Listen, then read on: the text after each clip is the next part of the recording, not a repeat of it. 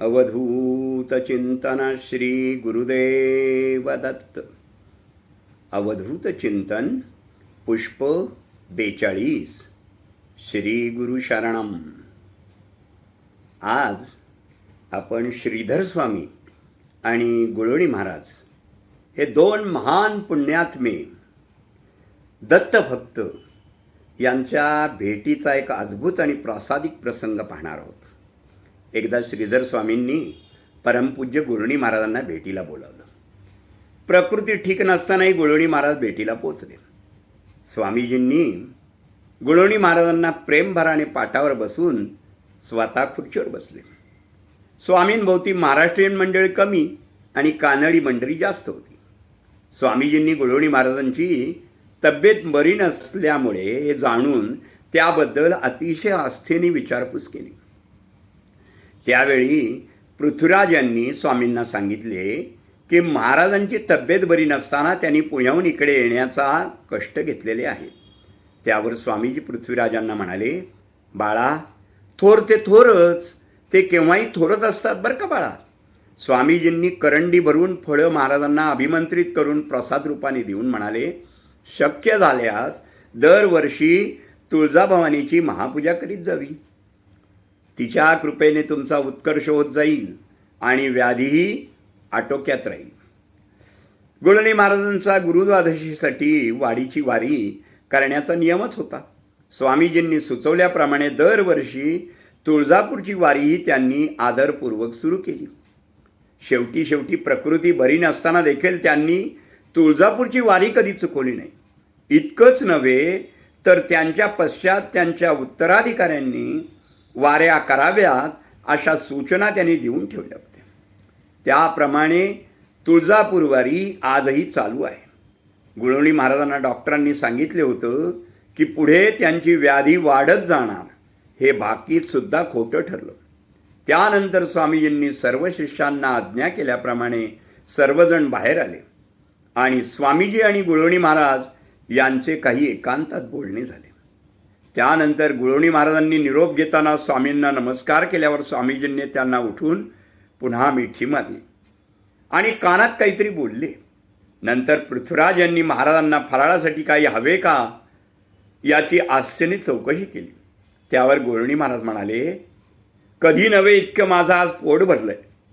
शिवाय स्वामीजींनी इतकी फळे दिली आहेत, आता काही नको. श्री पृथ्वीराज गुळवणी महाराजांना सोडण्यासाठी बाहेर आले.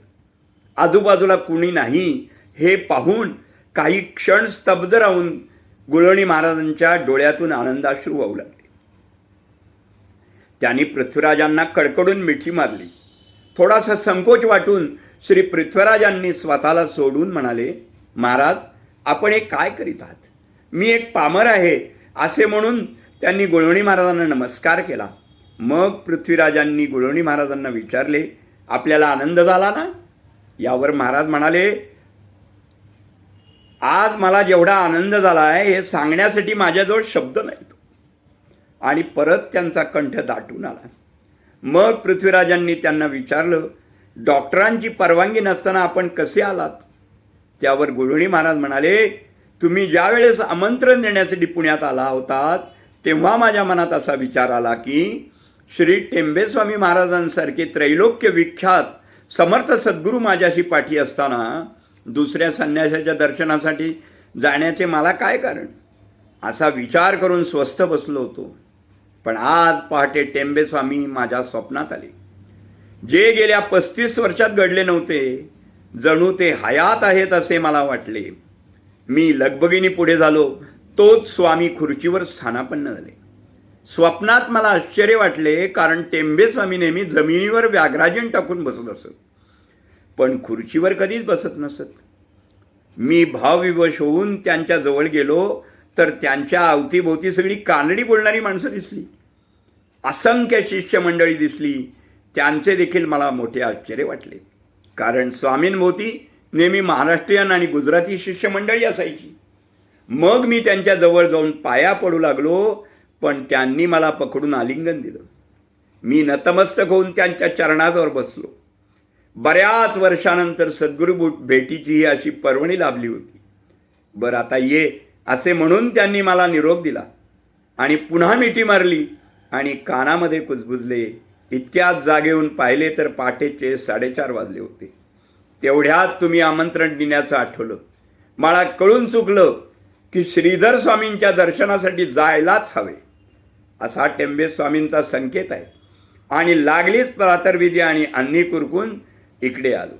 इथे आल्यावर श्रीधर स्वामींचे दर्शन झाल्यावर सगळ्या गोष्टी स्वप्नातल्या सारख्याच इथं घडल्या.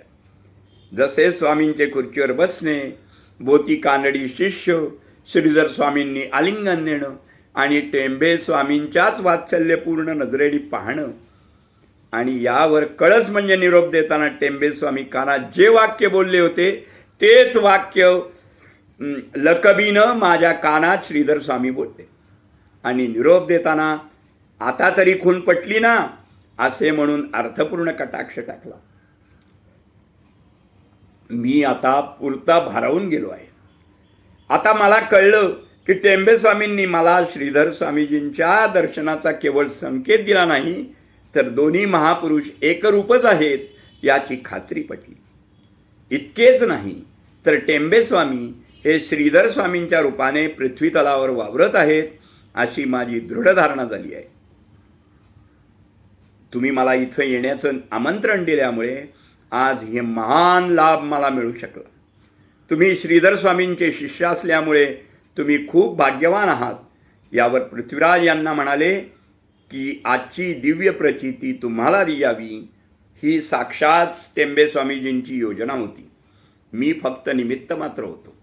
यावर गृहिणी महाराज म्हणाले, यापुढे केव्हाही श्रीधर स्वामीजी पुढे परिसरात येत असतील तेव्हा मला आगाऊ सूचना देत जा. मी त्यांच्या दर्शनाची एकही संधी चुकवणार नाही हे माझे निर्धार वचन आहे. गृहिणी महाराजांनी म्हटल्याप्रमाणे श्रीधर स्वामीजी केव्हाही पुणे परिसरात आल्यावर त्यांच्या दर्शनाची संधी गृहिणी महाराजांनी कधीही सोडली नाही. वेळ प्रसंगी थंडीत वाट पाहत ते रस्त्यात उभे राहत असत. सांगा बरं, गुरुविण कोण दाखवेल वाट? शुभम भवतु, शुभम भवतु, शुभम भवतु.